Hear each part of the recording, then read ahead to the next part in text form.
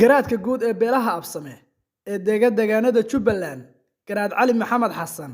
iyo wasiir hore dowladda federaalka Soomaaliya Cismaan Aadan Dhubow ayaa maanta soo gaaray magaalada Laascaanood ee xarunta gobolka Sool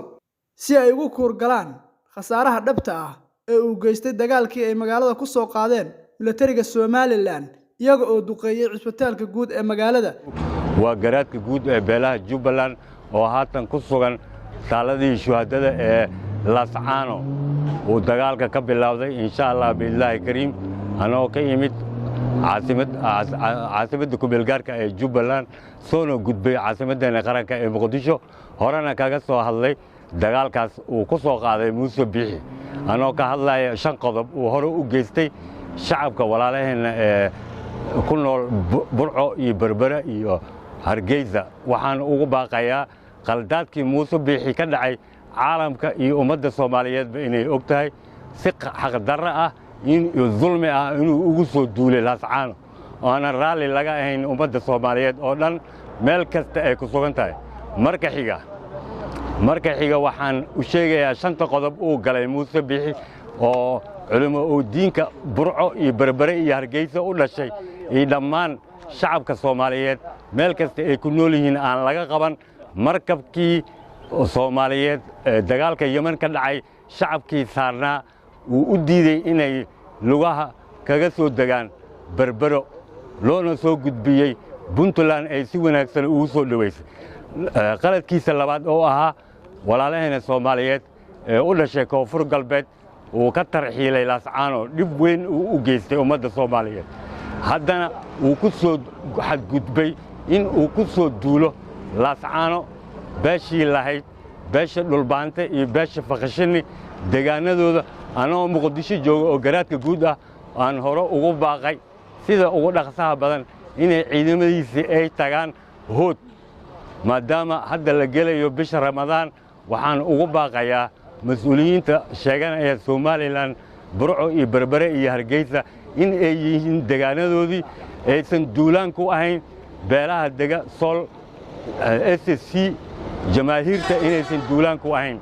waxaan halkan hambaliyo guud aga dirayaa dhammaan jamaahiirta iyo shuhadadii ku geeriyootay aan kaga tacsiyeenayaa samir iimaan inuu ka siiyo ummadda Soomaaliyeed awlaaday ka tageen kuwa khayr ku barbaaray inuu Ilaahay ka dhigo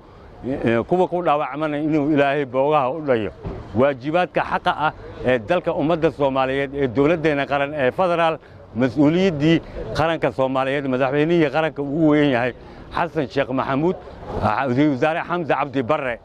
labadooda iyo xildhibaanada baarlamaanka aqalka sare ee aqalka hoose 329 ka kooban waajibkii laga rabay in colaadda halka ka dhacday in ay waajibkii dhaqaale iyo gargaar international community iyo envoy UN ay gutaan aysan gudan madaxweynaheena qaranka ee Soomaaliyeed Xasan Sheekh Maxamuud waajibkii dagaalka ka saarnaa inuusan talaabo u qaadin aan aad kaga xunnahay annagoo bulshada ummadda Soomaaliyeed ah garabna aan u noqonayno walaalaheena Soomaaliyeed oo calankeena Soomaaliyeed iyo kala go'ista Soomaaliya aan raalli ka noqon wadajirka iyo midnimada iyo halgankii gumaysiga dalka ay kaga saareen maantana ay tii taagan tahay ummadda Soomaaliyeed meel kasta ay ku sugan tahay ay diyaar wada yihiin marka xiga qaldaadkii ka dhacay ummadda way ogtahay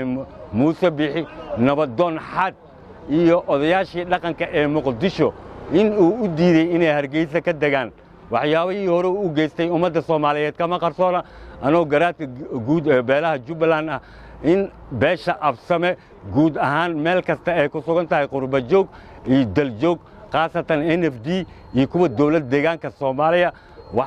Soomaalida ee Ethiopia iyo kuwa ku sugan Kismaayo aan ugu baaqayaa akoonnada garaadada iyo akoonka Maxamed Jabuutawi inay dhaqaalihii iyo howlgalka ka socda Laascaano kaalintii laga rabay maanta inay taagan tahay aan dul joogo Laascaano aanu u tagay jamaahiirta iyo dhammaan ciidamada iyo dhammaan garaadadii oo wanaag nagu soo dhaweeyay in ay dareemaan in ay taagan tahay waqtigii dhaqaale bixinta ah waxaan Ayuub Cabdirasaaq iyo General Jaamac Galad iyo afhayeen cusmaan fagaase iyo afhayeen yacquub siyaad waajibkii walaalnimo iyo dhalasho meel walba caalamka ay kaga sugan yihiin in aan kaga ducaynayno waajibkii ay guteen annagana sidaa aan waajibkeenna u gudanayn hadduu ilaahay raalli garan kara meesha aan taagannahay ama taariikhda ay leedahay meeshan waa taalladii shuhadaada sawirrada dhinaceega ah oon arkaysaana haddee waa taariikh kulleyba aanan la iloobi karaynin sida shacabka iyo deegaanadan aan arkaynaa shalay waqti dambaan magaaladan soo gaaray waxaa ilaahay mahaddiis ah waxa marka hore aan qabnay ama fikirka ziyaadada ah la qabay ama dhawaqa dheer ee calankan hoostiisa ummad Soomaaliyeed shacab Soomaaliyeed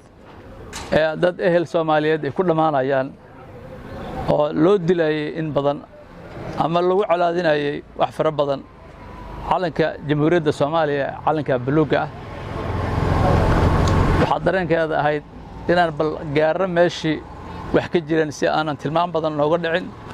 si hadallada banaanka u dhacaya wax xaqiiqa la taaban karaan aan eegno aragno taayada anagu xaqiiqadeena leeyahay waxay noqotay inaan meesha soo gaaro waxa aan ku aragnayna kulleyba waa dareen wanaageeda leh shacab isku tashaday shacab deegaanka ku yihiin kulleyba iyaga aha inay sida diiniyadana ay tahay inay mas'uuliyadda ka saaraa in ay gurigooda ilaalsadaan oo aan lagu soo xadgudbin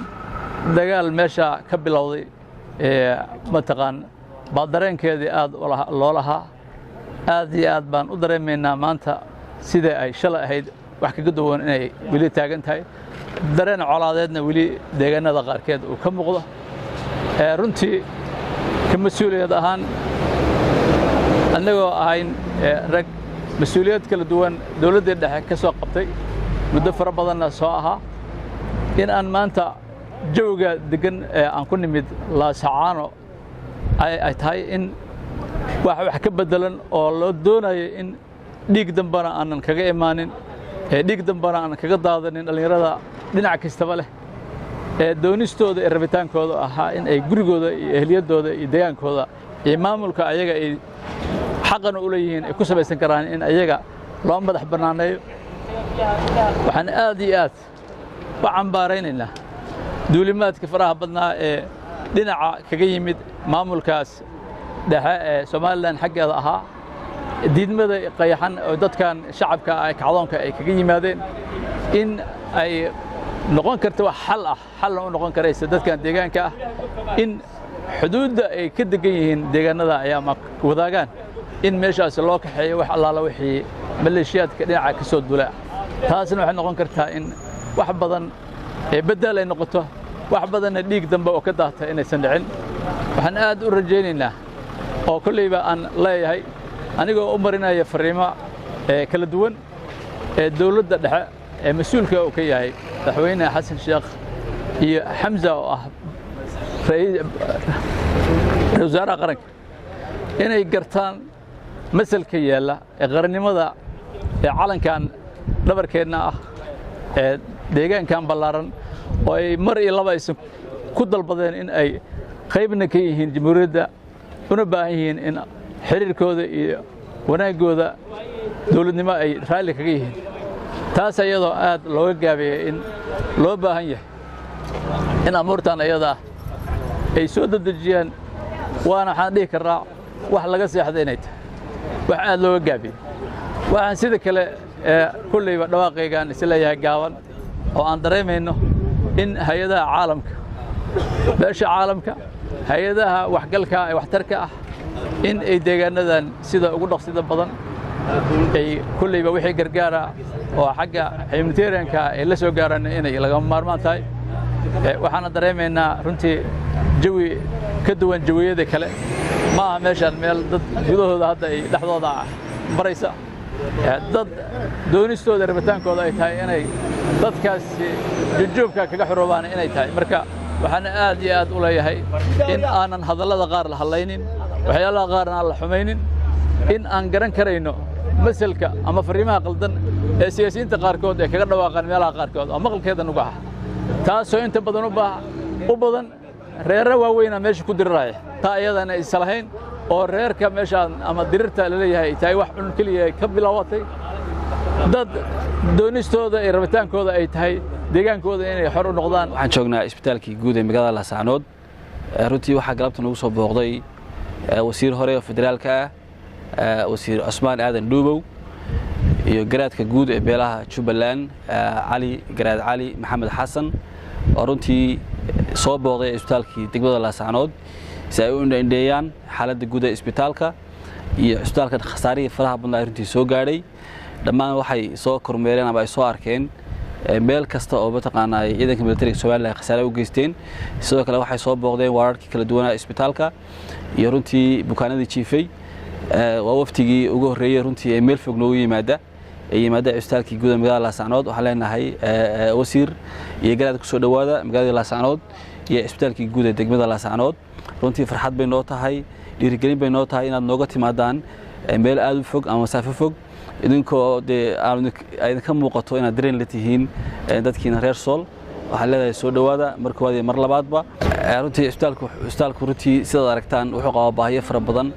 waxaa burburay dhammaan dhismayaasha qaybo ka mid ah qaybtii blood bankiga ama dhiiga qaybtii solar systemka runtii dhismayaashii madaxa shaqada shaqaalaha ay ku shaqeyn jireen xafiisyadii sidoo kale waxa soo gaadheen